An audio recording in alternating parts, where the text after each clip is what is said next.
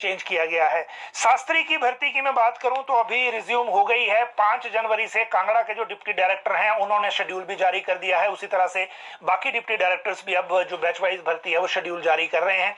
और अब इसमें जो हिमाचल प्रदेश प्रशिक्षित बेरोजगार बीएड शास्त्री संघ हैं उन्होंने धन्यवाद किया है कि जो ये अलग अलग है, संस्कृत बेरोजगार संघ अलग है, बीएड शास्त्री संघ अलग है, दोनों ने राज्य सरकार को थैंक्स कहा है जिस तरह से इन्होंने प्रक्रिया को बहाल कर दिया है। और ये साथ में ये भी कहा है कि राज्य सरकार के इस फैसले से सभी के साथ न्याय होना सुनिश्चित हुआ है और वो उम्मीद कर रहे हैं कि जल्दी ये काउंसलिंग की प्रक्रिया पूरी हो जाए। तो ये एक शास्त्री भर्ती की अपडेट है। अब बात करते हैं टीजीटी, एएमओ और इलेक्ट्रीशियन की। इलेक्ट्रीशियन का जो रिजल्ट था वो पहले आ गया था, हमने आपको इसके बारे में जानकारी भी दी थी। और इस रिजल्ट की अगर मैं बात करूं तो पोस्ट कोड 973 में ये रिजल्ट निकला था, अलग अलग पोस्टें इसमें थी। और ये जो पोस्ट थी, इस पोस्ट के 112 कैंडिडेट को पास घोषित किया गया था। रिजल्ट निकला था 10 नवंबर 2023 को। हालांकि एएमओ का जो रिजल्ट है आयुर्वेदिक मेडिकल ऑफिसर्स का, वो इससे पहले निकला है, उनको 2 महीने से ज्यादा का पीरियड अब होने वाला है। और इसी वजह से अब आगे जो चीजें हैं वो आगे बढ़ेंगी। और जो अभी ये प्रक्रिया पूरी चल रही है, इसमें सिर्फ नियुक्ति का इंतजार बचा है। लेकिन ये नियुक्ति आपको पता है बिजली बोर्ड ने फाइल अपने चेयरमैन के थ्रू भेजी थी, उसके बाद ये मुख्यमंत्री कार्यालय को चली गई है, नियुक्ति की अनुमति वहां से मिलनी है। आयुर्वेदिक मेडिकल ऑफिसर्स में भी जो 150 के आसपास हैं, इनको नियुक्ति अभी नहीं मिली है, 2 महीने हो गए आयुर्वेद हॉस्पिटलों में तैनात होने हैं। हालांकि यहाँ पे थोड़ा सा एक क्रिटिकल इशू ये है कि जिन्होंने पीजी में एडमिशन ले रखी है, पीजी अभी कर रहे हैं, उनको सरकार क्या एक्सटेंशन दे पाएगी कि नहीं, उसका एक इवैल्यूएट कर रहे हैं कि इससे पहले क्या हुआ, हाई कोर्ट के इसमें ऑर्डर क्या है, राज्य सरकार का अपना विभागों के लिए प्रेसिडेंस क्या है, इन चीजों को देख रहे हैं। और उसके बाद ये फैसला हो पाएगा। लेकिन उनको भी नियुक्ति नहीं मिली है। अब नई बात यह है कि टीजीटी की जो बैच वाइज भर्ती है वो कंसोलिडेटेड लिस्ट लगभग तैयार है और अगले हफ्ते तक ये लिस्ट फाइनल हो जाएगी और फिर स्टेशन लगने के लिए राज्य सरकार को चली जाएगी। जब स्टेशन लगने के लिए राज्य सरकार को जाएगी या लगाकर सरकार को भेजेंगे, उसके साथ ही हाई कोर्ट से भी अनुमति लेने पड़ेगी कि अब हम रिजल्ट निकालने जा रहे हैं। लगभग यही प्रक्रिया जेबीटी के लिए भी रहने वाली है। लेकिन इन दोनों मामलों में भी जो बैच वाइज के मामले हैं, अनुमति के लिए फाइल मुख्यमंत्री कार्यालय को भेजनी पड़ेगी। जिस तरह से जो नवंबर में एक ऑर्डर था कि जो भी नई नियुक्ति है उससे पहले या जो डीपीसी हो रही है उसके बाद नियुक्ति के लिए मुख्यमंत्री कार्यालय से अनुमति ली जाए, तो उस अनुमति के लिए फाइल को भेजना पड़ेगा। तो वहां से अनुमति मिलने के बाद ही नियुक्ति होगी। और जब मुझे लगता है सरकार तब इन पे फैसला लेगी जब नए सिरे से जो स्कूल हैं वो दोबारा से खुलना शुरू हो जाएंगे ब्रेक के बाद। की बात करेंगे और एनटीटी भर्ती पे इसलिए कि जो एनटीटी की जो भर्ती है वो इसलिए बात करेंगे क्योंकि इस भर्ती को लेकर जो चीजें हैं वो बहुत ज्यादा हिमाचल में क्लियर नहीं हो पा रही हैं। और लोग जो इंतजार कर रहे हैं इस भर्ती को लेकर, उनका भी जो इंतजार है वो लगातार बढ़ता जा रहा है। हिमाचल सरकार, क्योंकि आज शिक्षा मंत्री वापस आए हैं, अपने चुनाव क्षेत्र के दौरे पे थे, उन्होंने शिक्षा विभाग का जो फीडबैक है वो लिया है।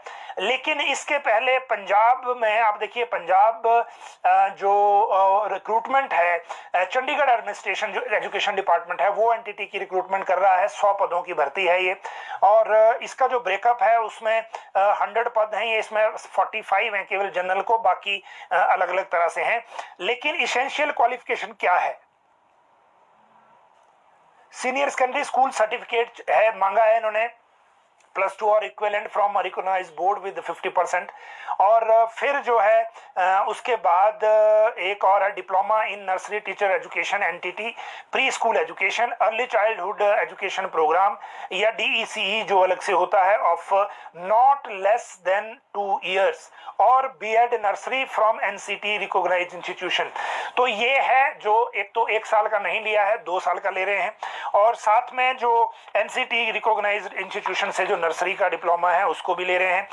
Nursery teacher education, pre school education, early childhood education programme DEC ed and duration of not less than 2 years. तो ये 2 ईयर्स वाला लिया है इन्होंने। MCQ आधार पर 150 अंकों का जो पेपर है 2.5 घंटे में जो देना है, और इस रिटर्न टेस्ट के बाद फिर ये भर्तियां होंगी। एज वहां 18 से 37 साल है, हमारे यहाँ 18 से 35 साल है।